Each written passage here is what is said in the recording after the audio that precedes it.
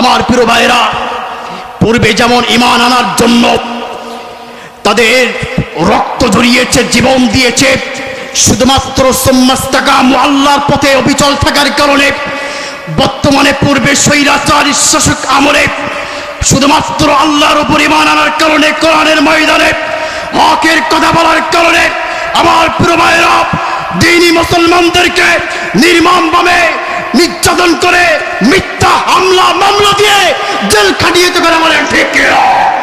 আমার প্রিয় ভাইরা, আমাদের একজন নন্দিত হৃদয়ের স্পন্দন আল্লামা দেলোয়ার হোসেন সাঈদী সাহেবকে 13টি বছর কারাগারে আটকানোর পরে খোদা মেটে নয়, তারা স্টকের বাহানা করে, অসুস্থর বাহানা করে পিছনের দরজা দিয়ে ইনজেকশনের মাধ্যমে তাকে শহীদ করা হয়েছে।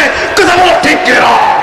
আমার প্রিয় ভাইরা, একটা কথা কান খুলে শুনে রাখবেন, এই বাংলার জমিনে আমার প্রিয় ভাইরা যেমন আসমান থেকে পানি হলে পরে এই জমিনটা ফসলের জন্য উর্বর হয়ে যায়, শহীদের রক্ত এই জমিনে পড়লে পরে ওই জমিন আল্লাহ দ্বীন প্রতিষ্ঠার জন্য উর্বর হয়ে যায়।